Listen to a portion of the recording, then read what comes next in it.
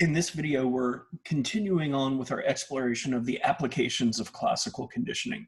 To this point, we've talked about many different ways that classical conditioning influences our day-to-day lives, primarily through the lens of conditioned emotional responses. We looked at how classical conditioning underlies most of the psychopathology that we see in clinical settings, how it can account for prejudice and hate. And now we're going to look at the flip side of the coin. When we have what we generally consider to be a negative emotion, see either a fear or an anxiety or a hatred, we call that a negative tropism. And a tropism is simply a gravitation to or a repelling away. For example, cockroaches are negatively phototropic, meaning when you flip on a light switch, they tend to scatter because they don't like the light, so they're negatively phototropic. Fear and hate and disgust, things that we would normally categorize as negative emotions, are negative tropisms. In other words, we behaviorally tend to back away from them. In this case, I want to talk about positive tropisms, and in particular, want to look at the role of classical conditioning in the formation of sexual fetishes. The reason I choose this is, number one, because it's literally sexy to talk about. Number two, it's kind of easy, actually. One of the things that we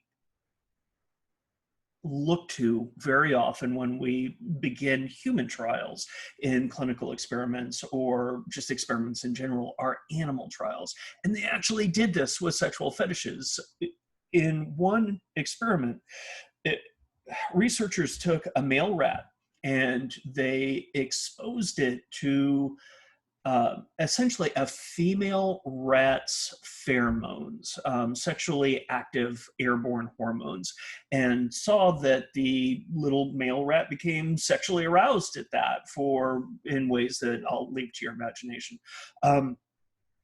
When they mixed that pheromone with the scent of wintergreen, they presented the pheromone and wintergreen at the same time. And they did that over a few trials, and reliably the rat would become sexually aroused to the pheromones. And then eventually they presented the wintergreen scent without the pheromones. And lo and behold, the rat became sexually aroused. We can say that the experimenters experimentally gave this rat a wintergreen fetish because it is now sexually aroused at what was previously a non-sexual stimulus. And that's really kind of the heart of all fetishes. When we look at human fetishes, they tend to break down into several reliable categories. Now, we refer to these and some other sexual responsivity patterns as paraphilias, and para means other than. So it's a sexual responsivity to things other than the what is normally considered to be primally sexual in nature. And those roughly fall into things like voyeurism, which is liking to watch, or expositionism, or liking to be watched. Transvestic fetishism, which is the sexual arousal in cross-dressing, sadism, liking to hurt, masochism, liking to be hurt, and even pedophilia, which is the sexual attraction to underage people. Now, in the textbook that is associated with the class that I'm teaching right now online, if you're not part of this class, I'm making these videos available to the public. The textbook is Paul Chance's Learning and Behavior. And one of the things that is not my favorite thing about this book is that it underestimates the number of fetishes and the gender representation of people who have fetishes. Insofar as if you talk about with friends or family who has a phobia, almost everybody knows someone who has a phobia. Well, fetishes are born from the exact same mechanism. It's all classically conditioning. It's pairing a sexually arousing stimulus with a originally non-sexual stimulus and getting a sexual arousal from that.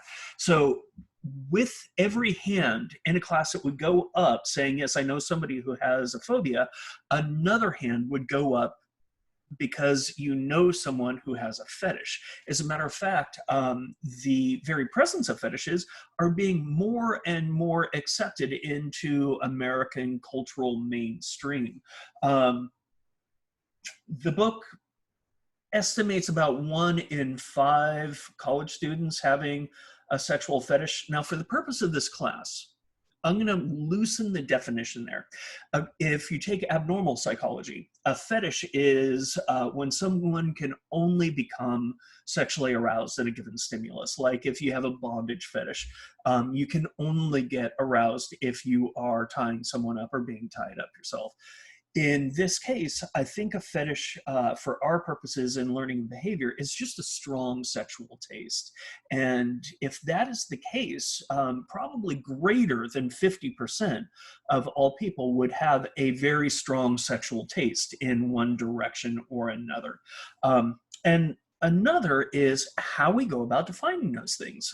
For example, if you have an 18-year-old who is, legally an adult in a sexual relationship with a 17-year-old who is not a legal adult, we wouldn't consider that pedophilia. It might be legal or illegal depending on the ages of consent in the country or state that you live in, but we wouldn't consider it pedophilia. Pedophilia is typically reserved for younger kids, kids who have not yet hit puberty, and the adult is the one who is attracted to that. Before puberty, kids are considered to be kind of non-sexual beings. They don't have what we call secondary sexual characteristics. They haven't grown, broad shoulders or breasts or things along those lines. So pedophilia really wouldn't count in this situation.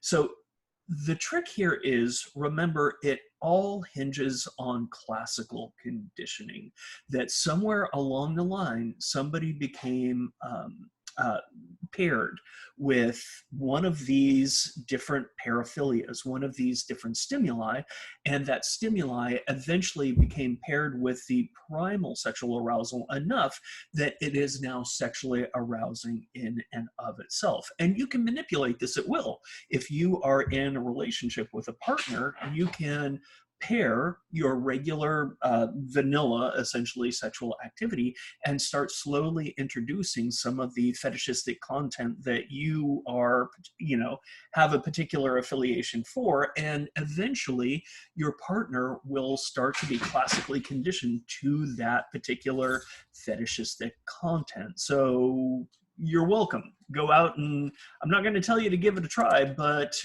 it is one of the primary methods by which we acquire that kind of sexual responsivity. So the trick here is to not rush into things, but slowly introduce it in smaller increments. And that is how you can essentially share your interests with your current sexual partner. And this isn't, well, this is manipulation. This whole class is about manipulation. This whole series is on how to manipulate an emotional response, which sexuality is. And later, when we get to operant conditioning, I'll be teaching you how to manipulate behavior as well. But one of the side benefits here is that data shows over and over that couples where one or both of the partners have a fetish tend to be happier, and the relationships tend to last longer, and they tend to be more sexually active over decades, long periods of time, compared to relationships where there is no fetishistic component, because when a mommy and a daddy love each other very much, and they have a special hug that they do to express that love. If you can imagine being with the same person for, 15, 20, 25, 30 years, that hug becomes kind of can be routine. But if there's somebody, one or both, who have a fetishistic component and the partner is on board with that, there's always something to get that arousal going. And that a happy sex life leads to more intimacy, and more intimacy leads to more happy relationships. So this is not necessarily a terrible thing. You've just got to make sure that both partners are on board with whatever that particular fetish is. And just in the way that there are so many phobias that it's impossible to name them all, there are so many fetishes that it is impossible to name them all. It could be anything. Somebody might have a phobia of clowns, but somebody might have a fetish for clowns. The paraphilias that I shared on the slide with you are just some of the most common, but they are by no means a comprehensive list. As a matter of fact, I don't even think a comprehensive list exists. All right, so we've discussed the role of classical conditioning in fear, in anxiety, in psychotherapy, in how we develop prejudices and hate, and intimacy and sexual arousal. In the next section, I'm going to teach you how to make money with it.